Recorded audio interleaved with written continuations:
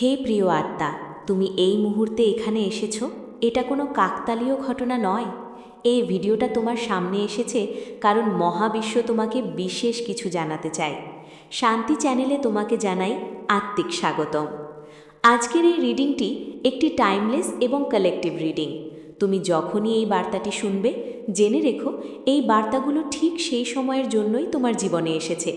একটু থামো, একটা গভীর শ্বাস নাও এবং নিজের হৃদয়ের ভেতরে অনুভব করার চেষ্টা করো আজ মহাবিশ্ব তোমাকে কি বলতে চায়। আজকের এনার্জিতে আমি যা অনুভব করছি তা হলো এক বিশাল নীরবতার অবসান এবং তোমার ভাগ্যের এক নতুন দ্বার উন্মোচন।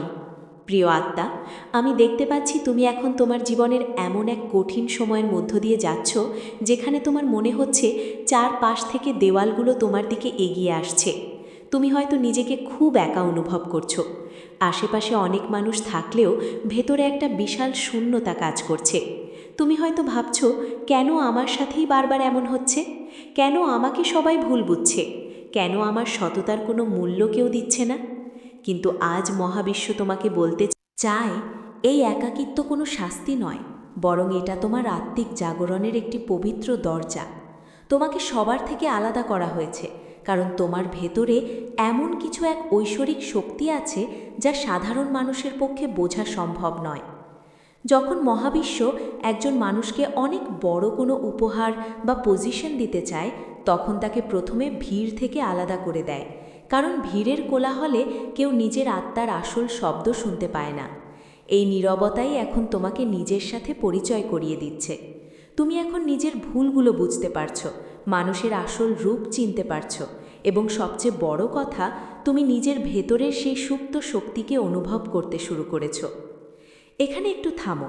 যদি আমার এই কথাগুলো তোমার জীবনের সাথে হুবহু মিলে যায় এবং তুমি যদি তোমার ভেতরে কোনো পরিবর্তন অনুভব করো, তবে এখনই কমেন্ট বক্সে 1:1 বা 11:11 লিখে তোমার এনার্জিকে মহাবিশ্বের সাথে যুক্ত করো।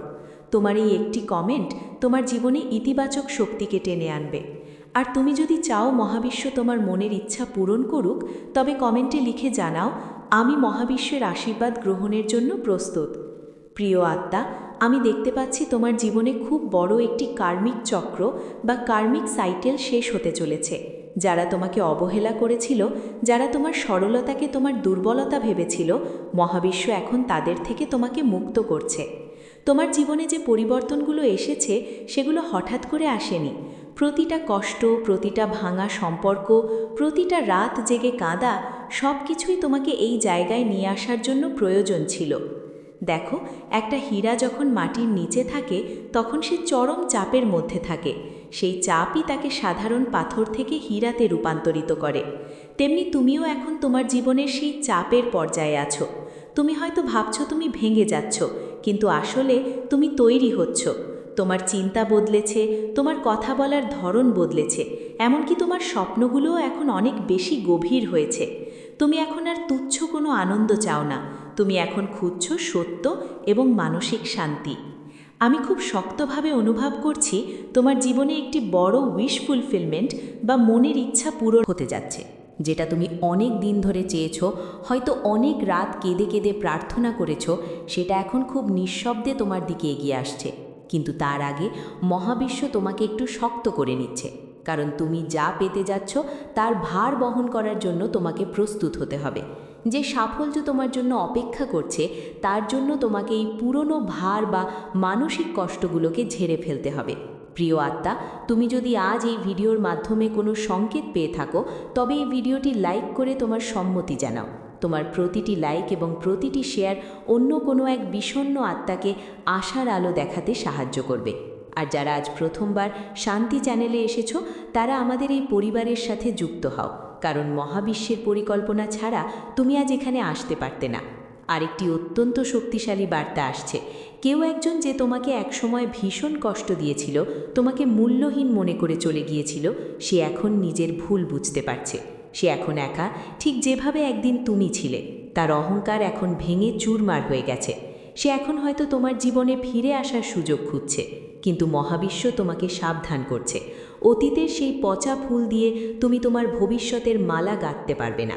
তুমি এখন অনেক উঁচুটি উঠে গিয়েছো, তোমার কম্পন এখন অনেক বেশি উচ্চমাত্রার। তাই পিছনে না তাকিয়ে সামনের দিকে তাকাও। যারা তোমাকে হারিয়েছে তারা তাদের কর্মফল পাচ্ছে, আর তুমি এগিয়ে যাচ্ছ তোমার জাদুকরী আশীর্বাদের দিকে। আগামী কয়েকদিনের মধ্যে তুমি মহাবিশ্বের কাছ থেকে কিছু গোপন সংকেত পাবে, হয়তো কোনো পালক, কোনো নির্দিষ্ট গান অথবা স্বপ্নে কোনো বিশেষ বার্তা। এগুলোকে এড়িয়ে যেও না, এগুলোই তোমাকে বলবে যে তুমি সঠিক পথে আছো। তোমার আর্থিক দুশ্চিন্তা খুব শিগগিরই শেষ হতে চলেছে। তোমার কেরিয়ারে এমন একটি সুযোগ আসবে যা তুমি আগে কখনো কল্পনা করনি। তোমার পরিবারে যে অশান্তি ছিল তা ধীরে ধীরে শান্তিতে পরিণত হবে।